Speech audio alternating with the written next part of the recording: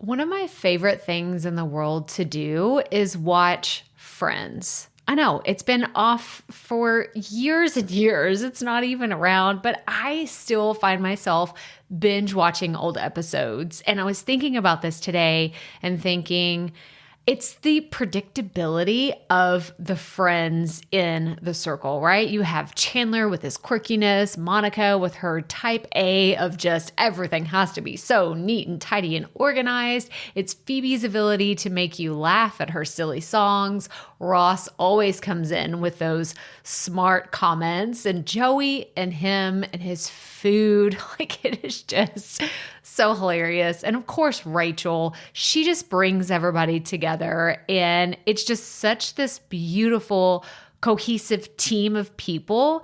And it's why I wanted to come on and share with you today that I have an opportunity for you to find your friends in the content creation space. So if you are thinking about creating your first or your next digital course, I don't want you to miss this opportunity because Amy Porterfield just opened the doors for registration for her Course Confident Bootcamp. And I'm actually offering a special bonus for anyone that registers for the Course Confident Bootcamp through my special link. So I want you to go to crystalprofit.com/Amy-bootcamp to register.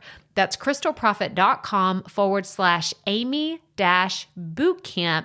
And what you're going to find when you get there is I have this special bonus private podcast series. It's called Money Mindset for Creators. So I want you to go register for Amy's bootcamp, download the podcast, and immediately start listening to it, because what this training is set up to do is to help you get your mind right about monetizing your content, making money so that you can fuel your content creation dreams. So go to crystalprofit.com/Amy-bootcamp to register for Course Confident. And I cannot wait for you to find your friends and find the people that will be there for you. Do you see what I did there? Yeah, nice little friends segue connection. Go to crystalprofit.com/Amy-bootcamp. And I cannot wait to see you inside. Okay, let's get into today's episode. We are breaking records on the podcast today, because today's guest has been on the show not once, not twice, not 3 times, but today is her 4th appearance on the Profit Podcast. We are chatting with none other than Mai-kee Tsang. We are talking about really being intentional with your podcast content and your platform message, and just so many important conversations that I feel like really need to be highlighted, because Mai-kee is talking about things in this space that no one else is talking about. And I'm really excited for you to hear today's conversation. So enjoy my chat with my good friend, the peanut butter and jelly of podcasting, myself and Mai-kee Tsang. Welcome to the Profit Podcast, where we teach entrepreneurs how to start, launch, and market their podcast. I'm your host, Crystal Profit, and I'm so excited that you're here. Thanks for hanging out with me today, because if you've been trying to figure out the world of podcasting, think of this show as the time-saving shortcut you've been looking for. So let's get right to it, shall we? All right, Profit Podcast listeners, she's back. This is the 4th time we have had her on the show. Welcome back, Mai-kee. Hello, my lovely, and hello to everyone who is at all familiar with me, because this is a record-breaking 4th return. So, like both on like my end and Crystal's end, I believe. She's the only person who has been so gracious to ask me back 4 times in total, and I think I'm your 4th appearing guest. You know what I mean? Yes. Oh my gosh. Well, it's so funny because we were talking about how we never catch up. So behind the scenes, like Mai-kee and I are like, we're good friends. Like we'll catch in from time to time. We're the peanut butter and jelly of podcasting. And it's like, we just haven't had a chance to catch up because everybody's so busy. So we were sitting here looking at each other on screen and we're like, oh, and I have to tell y'all, I still remember, and I know I've told this story before. I don't care. I'm going to tell it again. When Mai-kee and I met in person, we were lucky Hmm. enough, fortunate enough to meet in person in 2019. And I still remember the first time that we kind of like locked eyes and we are like, wait, Mai-kee, Crystal, wait, is this really you? And you were so tired. You were jet lagged. You're like, we were standing by Starbucks, of course, because we were just like, oh my gosh, we both needed caffeine. And I just remember that's just so specially ingrained in my mind as like, you just have such a bright smile. So I'm so happy that you're here today and we're going to talk about podcasting. We're going to talk about what we love to talk about. Exactly. And bless you for still thinking that I had a bright smile like when when we first met, because like so for all of you who don't know, I'm based in the UK, and so me to go to San Diego requires me to literally go back in time. And so I turn into this early bird, and I'm like the nightest night owl that you can find, basically. So for me to go on the flip side of the world and actually change my whole sleeping pattern, it's a pretty big deal. And I didn't give myself enough leeway. I think I arrived the night before and then the conference was the next day. And I thought, oh gosh, I should just give myself some extra padding just to adjust. So I was literally dead that morning until I had caffeine in my system. And I was like, oh, hey, Crystal. And here we go. Yeah. You're like, Many okay, years now later, we are. Now yes. we can. Yeah. Oh, I love it. Oh So my yes, gosh. Well, podcasting. I'm I'm so glad that you have had so many pivots and changes and done so many cool things over the years, like since we first met, but you're still helping other people. So you're helping other people be visible, you're helping them really share their message. And I think that you have this experience that's very unique in what you do. So for anybody that's listening, don't worry. We're going to link to all of Mai-kee and I's like previous episodes, and you have to go listen to them because they're so good. But for someone that's just tuning in for the first time, can you give us kind of in a nutshell a little bit of your journey with helping people be sustainably visible? Ooh, okay. So I don't think you've asked this question in any of the interviews, so this is the first. So when it comes to sustainable visibility, that was a movement that I founded in mid 2020. And the reason why it came about is because I started noticing a lot of conversations around visibility to be purely on the logical side. And that's not a problem in the grand scheme of things. Of course, we need to know things step by step and we need to know the strategy. However, for the people who genuinely find it a struggle to follow the step by step, not because the steps aren't clear and it's not because they're incapable or anything like that, it's because there is a layer of consideration that is just not there. And that consideration is through the realm of safety, because each of us have our own ways of feeling safe within ourselves and safe to show up with certain people, certain movements, certain platforms. And that just wasn't being talked about enough. And to this day, it's still not talked about enough. And so I really started to have these underground conversations at first, just to see if anyone else felt the same, or was it just a pure projection on my part? Because that's something that I'm always aware of. Is like, okay, I know I feel this way, and it's not that it's not enough for me to feel a certain way, and I just need external validation for it to feel true to me. I just want to understand to see if there is a shared truth that I have with people in my space, and it absolutely is the case. There's a lot of step-by-step that's needed, but I do believe in the safety first, strategy second approach. Yeah, I really like that. And I think that you're totally right. I don't know anybody else that's talking about it in the way that you are. And so I know, well, tell us a little bit about, because I know that you recently went through a program and you got a certification that you were so excited about. I love, like, you'll have to go follow Mai-kee on Instagram. I'm always like, oh my gosh, like, what is she working on? And I love your graphics. They always make me smile. I think it's Aww. because your branding is done so well. And so I'm always like, oh my gosh, hang on, what is she working on now? So tell us a little bit about that and how it plays into what you do, but share a little bit more about like why it's so important to you, because I think that you kind of created this own little bubble of the internet that like I said, when I see your brand, it just makes me feel real smiley and it just makes me really happy. So I don't know. That's maybe just a little feedback on your branding is working, like for sure. Thank you. But tell us a little bit about that. So I recently became certified in grief, loss, and trauma sensitive leadership coaching. And this is with Lisa Guzman. And I chose to really go through this huge undertaking, and it was really huge. And honestly, the work is far from done in the grand scheme of things. I don't think I'll even be done in my lifetime. But something happened during the Black Lives Matter movement in 2020.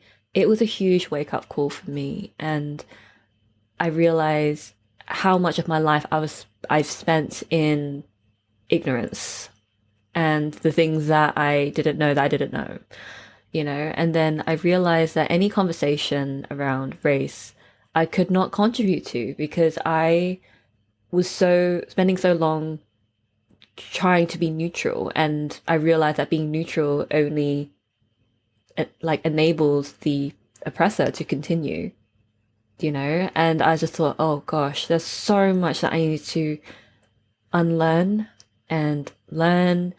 And I knew that just talking about what it's like to feel safe in one's skin, I didn't want my own trauma to be what qualified me to talk about it, because it's not. Yes, I have lived experience with it, but there's a very fine line between sharing one's lived experiences and projecting those experiences as if it's truth for other people. So for me, taking on that certification allowed me to become more and more impartial when it came to that, and to know how to hold a space that is trauma sensitive. And I am really being mindful of language here, that there's a lot of misrepresentation on the internet, I guess, around being trauma informed. You see trauma informed a lot more because it sounds better, right? But actually, for someone to be trauma informed is not about taking like an overnight course or like a 6-week, like 9-month program. Being trauma informed actually means that you have the skill sets, the experience, and the supervision and the license to be able to help someone through their trauma. I'm trauma sensitive, which means that it's not currently in my scope to help someone through their trauma, but I can hold a space for them to become aware of how it's impacting them, and then refer them to someone else to work through that trauma with them. I would love to be that person to work on it with them, but currently it's not responsible for me to say that I can, because I shouldn't, nor should I at this point, because I just simply don't have the training and the expertise and the supervision to facilitate that. So being trauma sensitive means that you have an awareness of how trauma impacts people, and that can be through many lenses. That could be through the lens of race, through the lens of class, sexual orientation, gender. There's so many that, like, even like religious trauma, for example. Like, there are a lot that we carry that we probably don't realize that we have, and so trauma is not just something that can happen to us through our lived experiences. It could be a collective trauma. It can be ancestral even. So there's just a lot to unpack there. And the thing is, again, I didn't want my own lived experiences to be what qualified me alone. I wanted to understand. I'm like, okay, if this is what it's like for me, I wonder what it's like for other people, and I just didn't want to have any parts or to reduce as much possibility to attract people into my space because I'm a trauma victim. I didn't want to create this breeding ground of trauma bonding, which in itself can be extremely harmful. It's nice to feel that someone can relate to you, but unless you're being held in a space with a facilitator who has training on how to not re-traumatize yourself or to cause secondary traumatization, that can be very dangerous and harmful. And so I just wanted to do my part as much as I can within my means right now to take a step towards a different direction that's focused more on supervised facilitation. And that's currently where I am. There's a lot more work for me to do. But I do feel that with the certification under my belt, there's a lot more work I can do about educating myself and leading by example what it's like to be trauma sensitive. So that's my big spiel there, like why I did that. Yeah. This is so good. It's so good because, like I said, I don't think that I can't think of another person that is doing what you're doing in the space where other people are sharing messages. So I have a childhood friend who she's out in California and she's a therapist. She is a psychologist. She helps people deal with trauma, and I see the work that she's doing, but she's like one to one. Like she's working with clients and she has this whole a practice. She's a clinical practice where she works with other people. And so she's doing work that way. But what you're talking about is the bigger collective of people sharing messages. And that's really why I wanted to, bring you here today, because you're doing the work for yourself. Like you're like, you know what? I want to step into this role and let my community know that I'm working on this for myself. But this is why I wanted to bring you on, because there's people listening right now that are like, well, Crystal, I help people do this and I do this. And I'm like, no. We need to listen, because there's a lot of you that I know listen to this podcast. You're coaches, you're trying to help people in certain aspects of their financial life, their fitness life, like whatever. And you need to be aware that what you say matters. And it's not just like, oh, well, I just recorded that on the fly, and it's just what I said. Like, I love the idea of Mai-kee bringing to the table intentionality. That's really what I hear more so than anything. And like your whole message is you're being so intentional with how you're showing up for your community. And I wanted to just applaud you for that and recognize you for that, because I see it. I see it as someone that follows you. I really see it. And I think that it's super appreciated. Have you noticed any kind of difference in your own community? Like, have you lost followers? Have you gained followers? Have you had people say, thank you for your work? Like, what's that response been like?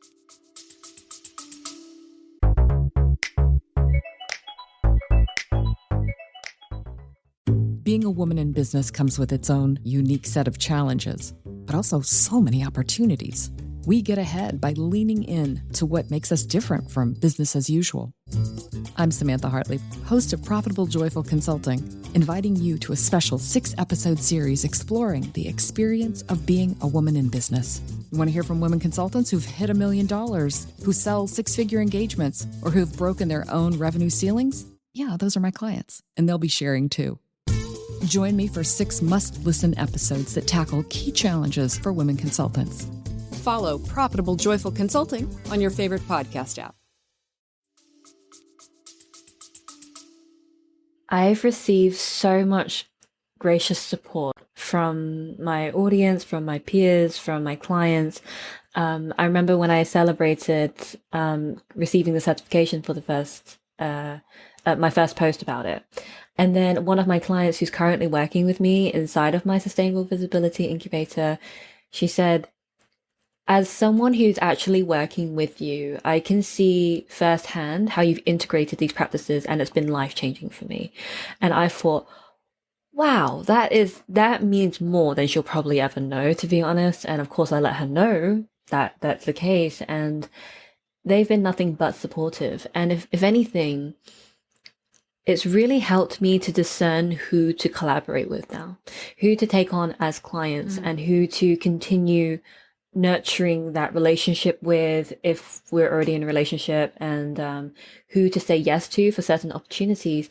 So it's really helped me to be crystal clear on my values and how they are being expressed through the choices I make and the actions I take. Yeah, that's really good. And I think and here's me, I'm just going to be very honest. I'm projecting now, but I'm thinking about like everything that's happened over the last 2 years. And I got to be really honest. There's been a few of my mentors that I've questioned, some of their actions, some of the things that they've done in the past. And like kind of like what you were talking about earlier is like, whether it was blinders on, or I just didn't want to like look at it or admit it, it's kind of like, oh, I can't unsee some of this stuff now. So have you had any experience? And of course, we're not like naming names of like, oh no, yeah, we name patterns, not person. People.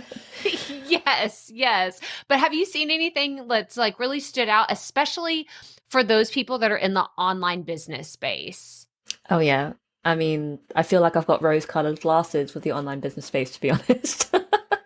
And yeah, Yeah. this doing this kind of work makes you see things you can't unsee, things you can't ignore, like makes you hear things that you can't unhear. And it's like, wow, have I been listening to these people all this time and been indoctrinated with their messages without realizing it? And it's because it's so embedded into our systems, and in a lot of our teachings. And so, yes, 100%. It's really made me extremely conscious of who I choose to be taught by. So I don't just listen to anyone because they sound good or because of the reputation they have. Like, to be honest, reputation doesn't really matter that much to me anymore. It used to, because I think there is this whole authority transfer, like, oh, if I'm associated with this person, then I get a natural bump, all of that. I mean, like, we can all feel like that. And I do want to acknowledge the fact that I am in a position where I can do that. And I know not everybody is. So please work with where you are. Take everything I'm saying with a pinch of salt right now. And just please look at your own lenses, your own resources, and all of the things. And yeah, it's some people I've been extremely disappointed by, and I just can't look at them anymore. I can't learn from them anymore, even though it is one of those things where, like, you appreciate the art but not the artist kind of thing, right? So Yeah. I think what they are saying can be very beneficial, but how they are doing it, or how they are selling, or how they're communicating, how they treat people, that is a huge, like, oh, it's kind of like if you go on a first date, this ethereal they that we keep speaking of, right? Like, they keep saying that you can tell a lot by someone's character based on how they treat wait staff, like in a restaurant, for example. And I just feel like this is the cousin of that in this space. It's like, how do they treat people? How do they treat their community? And how do they treat their collaborators and all of that? And so it's been very frustrating, if I'm quite honest. Because when you become aware of it, again, you can't unsee it. And then suddenly it really starts to narrow down who you can trust moving forward. And that can be a very isolating and lonely kind of experience.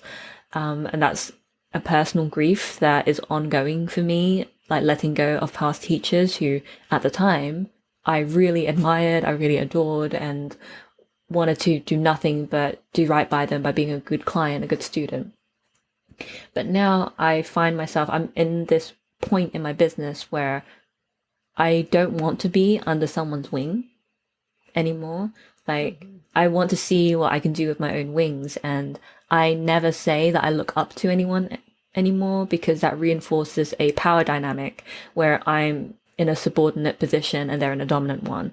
And, you know, I'm 100%, there are people way ahead of me, but I like to think of it more horizontally than vertically. So I look to people, I don't look up to people anymore. And that's just been a distinction that's actually been very helpful for me. And the teachers who I'm choosing right now, I can tell because they are literally leaping off of the pedestals that we may naturally put them on. And it's like, no, I'm in this with you. I'm in the trenches and I'm a part of this community just as much as you are. You know, there may be some things that I can help do, you know, create some guidance, but ultimately we are in this together. And I can feel that instead of these mentors who have been so far away from the beginning and have no intention of getting closer to us, only further away. So, yeah. Oh my gosh.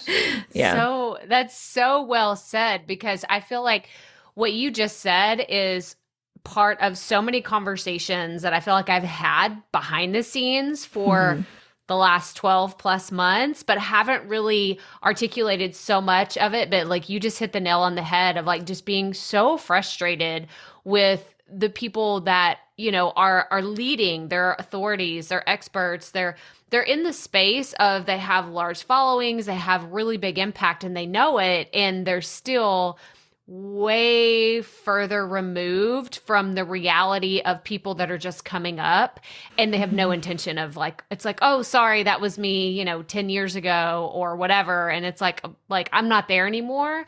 And so this is what I love so much about what you do, because what I see from afar is you really celebrating people that are doing the work. So it's not like you're amplifying a message that you're just like, oh, I'm not like, we're against this person, like with your pitchforks, it's like, oh, these people are terrible. Like, we're not trying to do that. But what I love is you are helping other people who are doing the work that you want to see more of in the world. You're like, hey, we got to shine a spotlight on this person because they're doing really awesome things. And that's honestly, to be really frank with you, that's why I wanted you to come on the podcast today. Cause I'm like, I love what she's doing. Like, we just like totally threw this together last minute, like little behind the scenes for y'all. Mai-kee told me, she was like, hey, we were just chatting back and forth on Instagram. And I was like, hey, what are you up to? And we were catching up, and I said, well, you got to come on the podcast and talk about it. And she was like, okay, sure. Let's make it happen. So that's really why we're here today.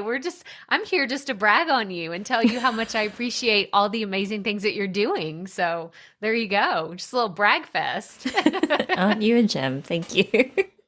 I mean, I do appreciate what you said there as well about shining the spotlight on people who are doing the work instead of shining a spotlight on the people who are doing it wrong, because it's so easy for us to point fingers. And I know how tempting it is to do that. But in doing so, it shifts the attention to doing something that's just not helpful, right? I think it's important to hold people accountable 100%, right? But we need to acknowledge that is not so much the individual person, but it's the pattern that is being perpetuated in our societies, in our systems as well, that collectively we can help to dismantle slowly but surely.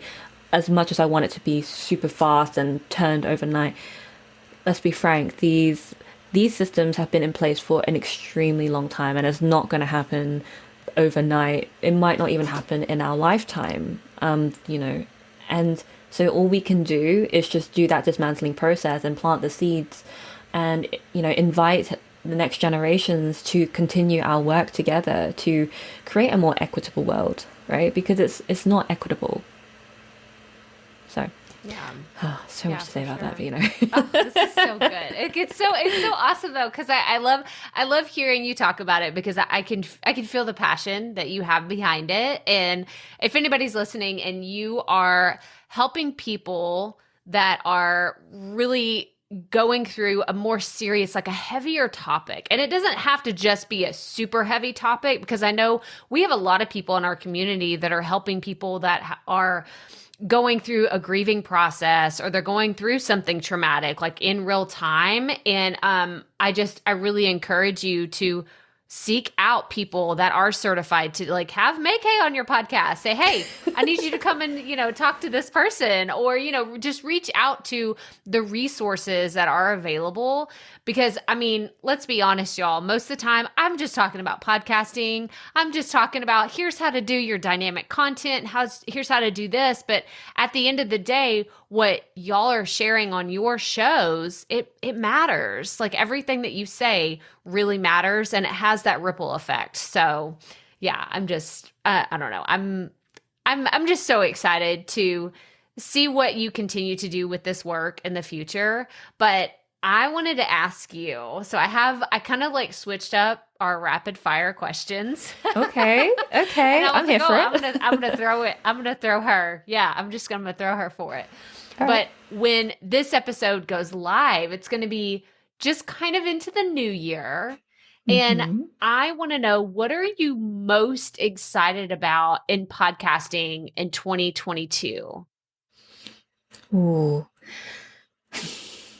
I'm most excited to hopefully play a relative part in helping the podcasting community to be able to share their messages with intention and consideration for whoever is listening. And not to say that's not happening at all right now, it is, but I feel it's still in its embryonic stages, because podcasting in its entirety is still a baby in the grand scheme of things, right? And so Crystal, by you, teaching like all of these folks to start their own podcasts and market them and launch them and all of the things, we are only at the very beginning stages where you can absolutely create and perpetuate some very, very informed practices with how we go about podcasting, whether it is when we are doing solo shows, when we're doing guest episodes or panels. There's a lot of conversations to navigate moving forward. No matter which niche you are in, you honestly never know who is listening to you. So just having some form of awareness and layers of consideration can be extremely helpful. So something I'm extremely excited to bring into the new year and moving forward, hopefully, depending on the response, is so this is how we actually wound up having conversation and DMs that led to this conversation as well here on the podcast for the fourth time. Is I want to create a workshop where I teach podcasters and interviewers, like summit hosts or people with Facebook groups who invite guests or people who do IG lives and they interview someone. I want to help podcasters and interviewers who are really committed to holding their guests in a more trauma sensitive manner so that they can really access those really rich insights and stories from a place of consent and agency from the guest. That's awesome. This is something that I personally have never seen. So I can't say it's the first of its kind. It might be. It's the first of its kind from who I know in the industry, which probably isn't a lot in the grand scheme of the world. But in the spaces that we share, Crystal, I think it's the first. And it's very much needed. And that's actually not my own words. It's any person who I've shared this with. They've told me this, they have visceral chills down their spine, or they're like, wow, no one teaches this. Like, this is so needed. And that's great confirmation. I'm like, okay, I'm going to press forward then and see whether the market is ready for it or who's ready enough for it, I should say, right now. Yeah, this is awesome. And is this something that you are hoping to teach people who already have a podcast and they're already sharing a message on their platform? Or are you trying to help people that are like brand new, just getting started? So it's a bit of both. It's of course going to be the most helpful for people who already have a podcast or they're an interviewer of sorts. However, I do believe that there are a lot of people who want to start things right from the get-go, right? And right, I'm putting that in air quotes because that's all relative, right? Whatever right means. So I think there are people who, I know my own clients, for example, like a lot of them do want to start podcasts, but they won't until they have certain things like this in place, because that's how intentional they want to be. And so I think this can absolutely help people who have intentions of being interviewers in some shape or form, especially when it's around tender topics and sensitive stories. Yeah.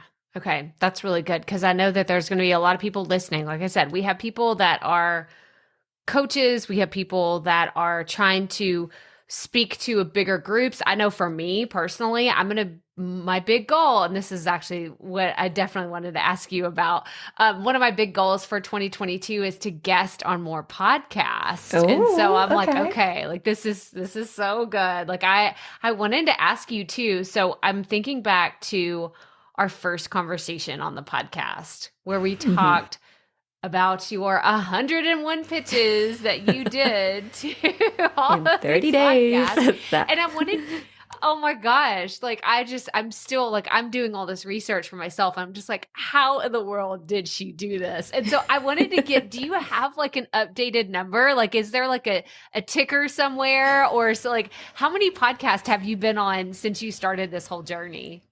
I think now is at least over 60. And wow. and 30 of them were kind of like all within a 2-month period. And so, and that was back in 2019. And of course, in retrospect, I share that story with, of course, a line of caution because as impressive as it sounds, the reality of fulfilling that is it takes a lot of capacity, which is why I always share that story, not for people to follow it. I'm like, but here's what I learned, so you don't do that.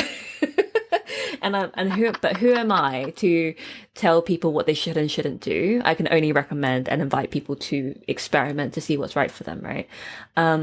But ever since then, I've been even more intentional about who I show up with. And it's for reasons that we shared earlier. in this episode. And actually, I invite everyone who's listening right now who wants to guest on my podcast to consider this lens. So remember that every single podcaster that you say yes to or has said yes to your pitch, you are basically telling whoever follows you, your own audience, your own clients, your own community, that you are advocating for them to a degree. And so if you are seen side by side with someone who is actually quite harmful in any degree to your audience, you're basically telling your audience that that's okay. And I do want to say, of course, we can't know the ins and outs of every single podcaster's stories and every nuance, everything they've ever said, everything they've ever done. I do understand that. But I just invite you to consider, is this someone who I'm proud to advocate for, even if I wasn't on their podcast? Right? So that's personally how I filter through the requests, because I get invited a lot more now because like I do have a name in the space about being this podcast guesting person. And I do, and then when I think about my sustainable visibility thing, I have to think about my capacity, and I have to think about who I'm representing, and I have to think about who I'm advocating for. So these are my filters of consideration that I invite each and every one of you to consider when you are saying yes or no to various people. So that's why I'm actually happier to take on less interviews. And again, I acknowledge that I'm in a position where I can do that because I have a lot of interviews under my belt. So if you're not quite there, please do take this with a pinch of salt. For me, because I'm in this position, I would rather say no a lot more. And it's not from a place of ego, but it's truly actually from a place of service for them and for me. It's service to them because every podcaster deserves to have a guest who's going to go all in for that interview to provide incredible value to their audience and them. And if I'm not the person who's willing to do that, then it should be a no, right? Because they deserve someone who is willing to provide that. And if they're not a person who's aligned with me for personal values as well as business ones, then I am not their person. And that's okay, right? There's plenty of other podcasters who I can collaborate with, and there's plenty of guests who they can invite on. So it's that just understanding what your personal priorities are. So if your priorities are reach, then go for it. If your priorities are to honor your values and express them wherever you can, because my audience is very tuned in with the nuances. So they notice. I remember when I said yes to an opportunity, it was a huge question mark for me, because I really, I aligned with the host. However, the person who I was sharing the panel with, I was not okay with. So I had to question, is this okay? And I did wind up saying yes. And to be honest, without naming whoever this was, whatever event this was, it's not a regret, but it's definitely on that same wavelength. And maybe I said yes out of ego. Maybe I said yes out of obligation. And it was definitely a learning point for me. Like, okay, moving forward, I can only say yes to opportunities where I'm 100% okay to reap in both any benefits or any costs that come with that.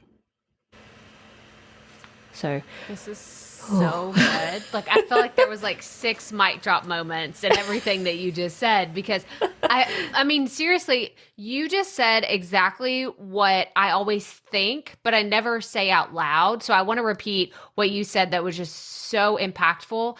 And that was you saying, whoever you're going to guest with on a podcast, whether you're the host or you're the guest, you will be aligned in someone's mind as advocating for that person. And you have to make that distinction.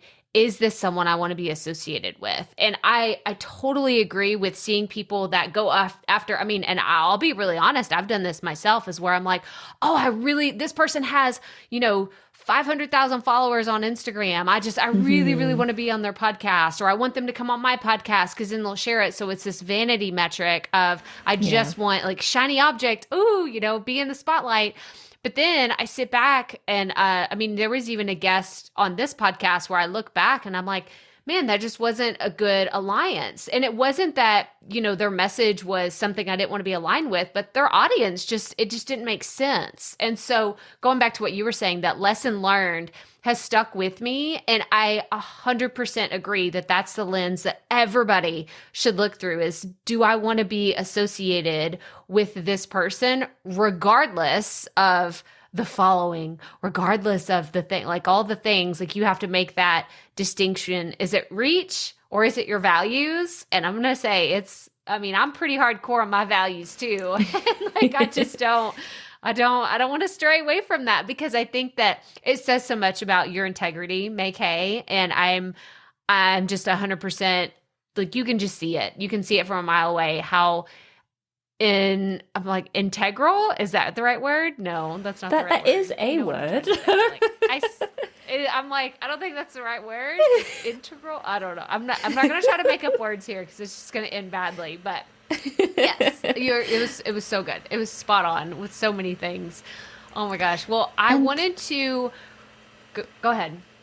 And also, while I do appreciate that my audience does pay attention to who I'm advocating for or not, I still invite my audience, like, oh, please, though, do your due diligence. Don't just take my word for it. Never take my word for it just as it is.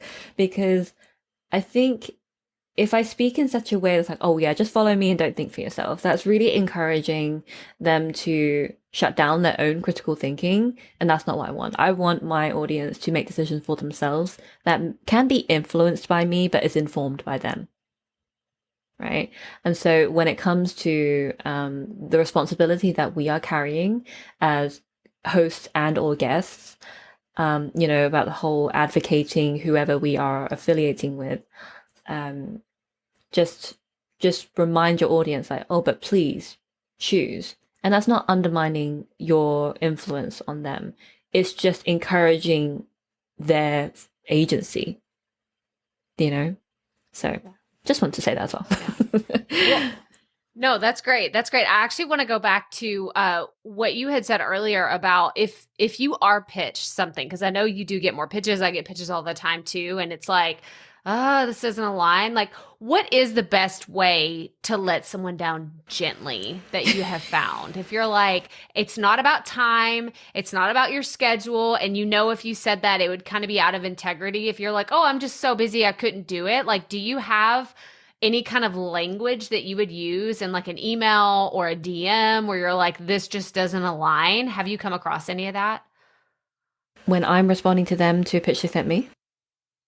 Or yeah, if they're pitching you to either be on your podcast or they want you to come on their show, have you had any examples of that happening?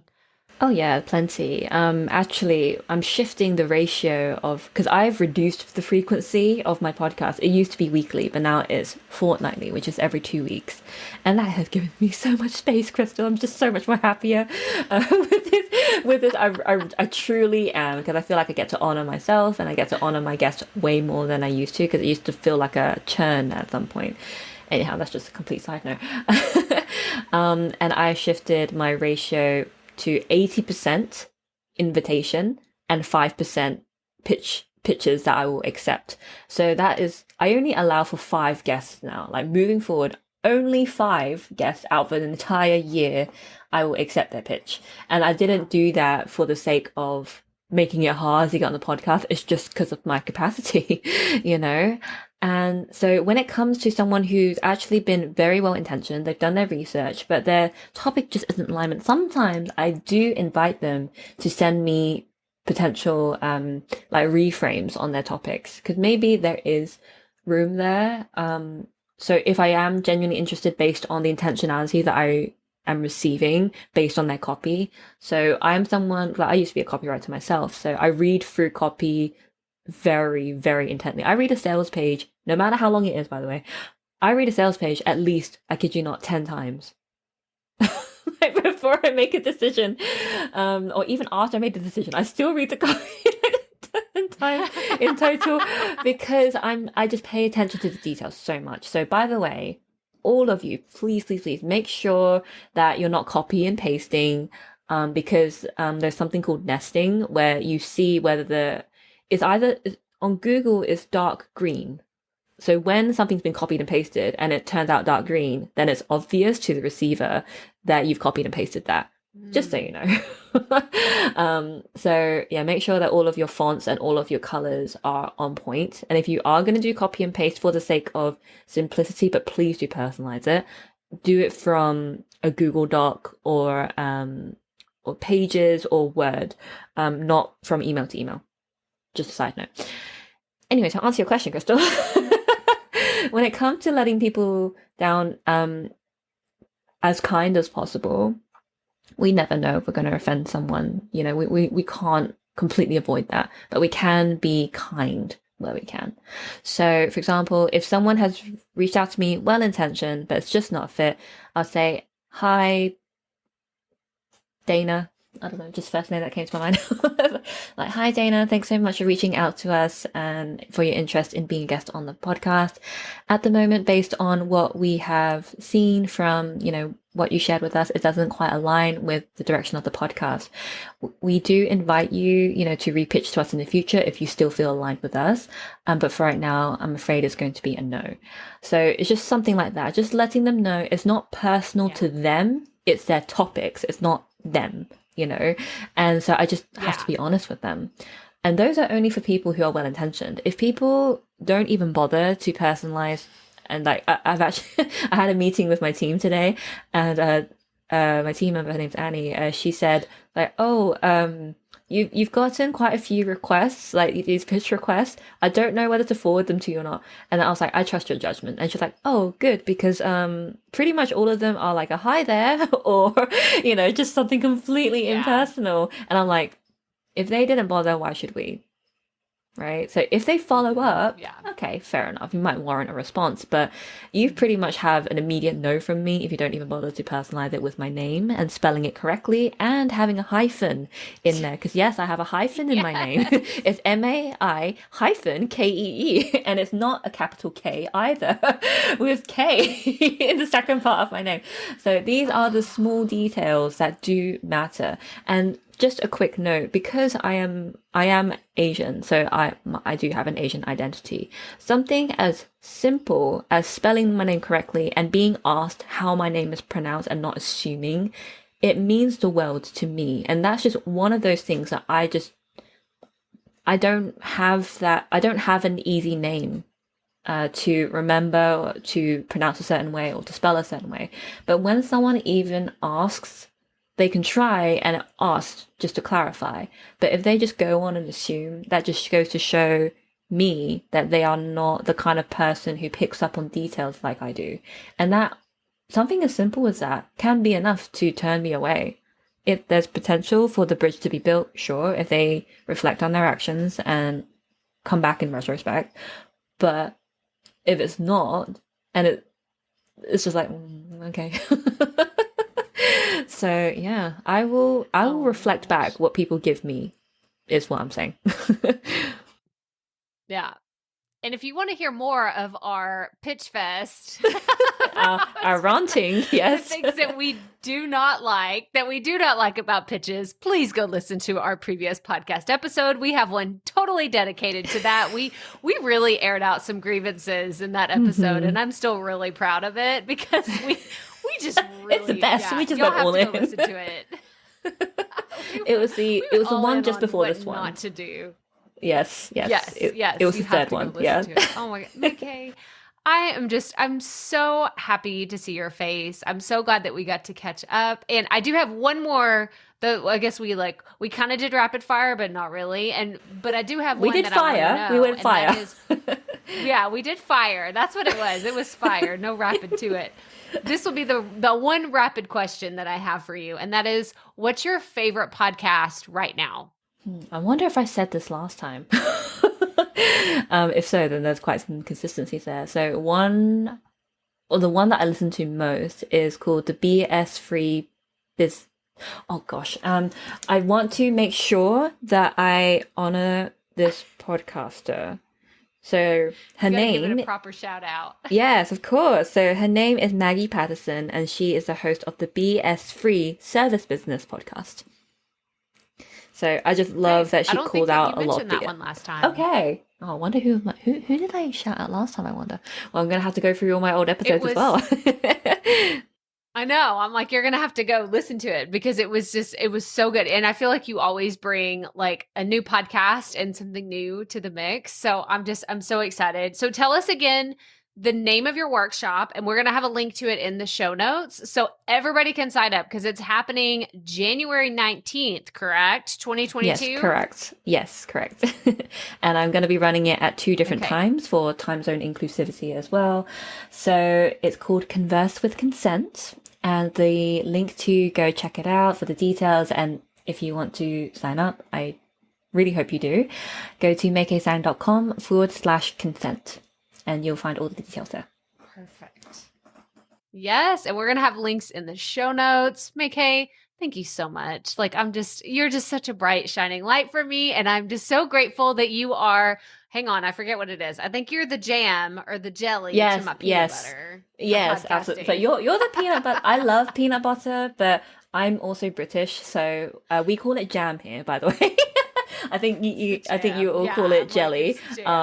Yeah, but I think jelly is a cuter name though. It's a cuter word though. So I'm the jelly jam. I'm a jelly. To your peanut butter of podcasting. Thank you so much for inviting me back for a 4th time.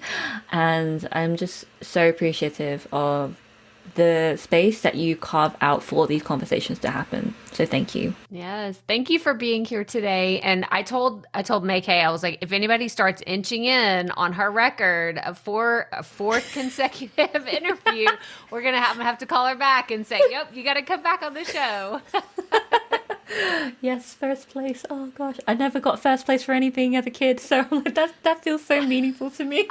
Oh, I'm gonna have to send you. We're gonna have to create a medal. Oh, I'm not even gonna spoil it. Yeah, we're gonna create some kind of trophy for you, and we'll send it to you. But thank you so much for being here today. Thank you, Crystal. She's just the best jam to my PB&J, right?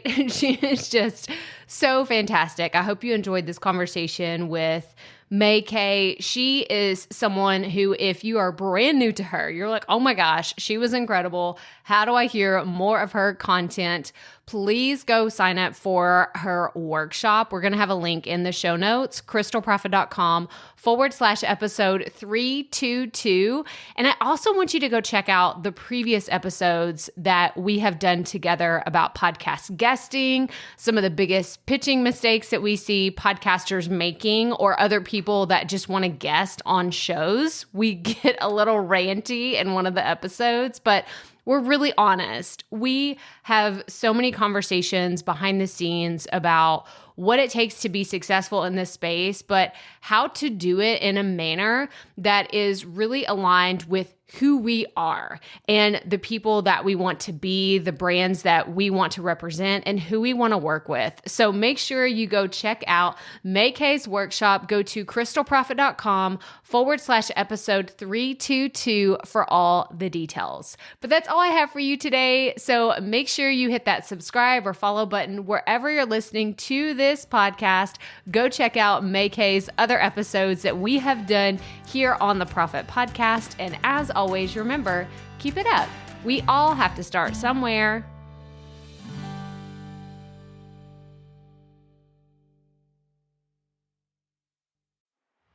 Hey, Profit Podcast listeners. Thanks for sticking around to a little bit after the episode to hear this special message, because I want to hear from you. We are starting a new segment called Fan Mail Shoutouts, and I want to hear from you, and I want to hear your questions. What do you want to know? What questions have you been dying to ask me? So here's how to make this happen. Go to the app where you're listening to this podcast right now. Go there. I'll wait a second. Okay. Now, once you're there, you're going to see a hyperlink at the top of the episode description that says, send Crystal a text message. And that's all I want you to do. Send me a text. It could be casual, informal. It could be totally anonymous, or If you want, you can include your name and the name of your podcast or content wherever you are creating, and I will give you a special shout out in an upcoming episode. So again, go to the show notes for where you're listening to this episode right now, and it will say, send Crystal a text message, and I cannot wait to hear from you and give you a shout out in an upcoming segment of fan mail shout outs.